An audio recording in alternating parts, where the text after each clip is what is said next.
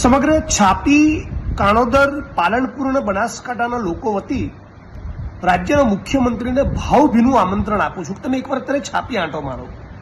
તમે જે પ્રમાણેના વિકાસની ડંફાસો મારી છે, તમે નાગરિકો માટે બહુ મૃદુ છું, સંવેદનશીલ હોવાની જે બડાસો ફૂંકી છે, એક અડધો કલાક માટે તમે છાપી પાલનપુર હાઈવે પર આવીને ઊભા રહો અને તમને ખબર પડે તમારા વિકાસની વાસ્તવિકતા શું છે.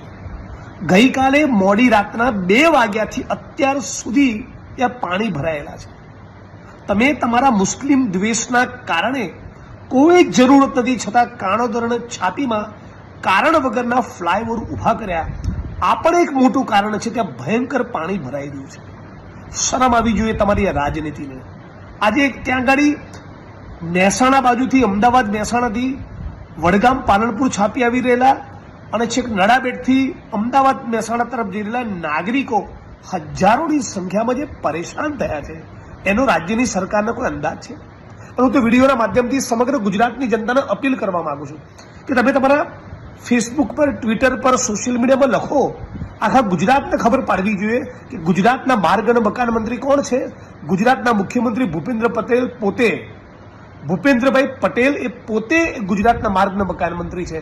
અને એ છતાં જે રાજ્યનો સીએમ પોતે માર્ગ અને મકાન મંત્રી હોય, એ છતાં આટલા રોડ રસ્તામાં પાણી ભરાય, આટલા રોડ રસ્તા તૂટે, શહેરમાં ભૂવા પડેલા હોય, ફ્લાયઓવર તૂટી જાય, મોટા મોટા બ્રિજ કોલેપ્સ થઈ જાય. મને લાગે છે મુખ્યમંત્રી થોડીક સંવેદના બતાવીને સમગ્ર ગુજરાતના તમારા ડિપાર્ટમેન્ટના માણસોનો કહો, આખા ગુજરાતના ખૂણે ખૂણે નીકળી જાય. આ તમે શું કરી રહ્યા છો? એક હાઈવે 15 કલાકથી બંધ હોય, પાણી 12 કલાક સુધી ભરાયેલા, તમારું વહીવટી તંત્ર કરે છે શું? તમે કે શરમ આવે છે?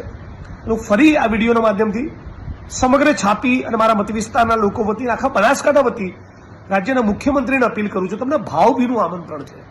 આ ભીના માહોલમાં, વરસાદના માહોલમાં એક અડધો કલાક તો છાપી આંટો મારો, તમને ખબર પડે.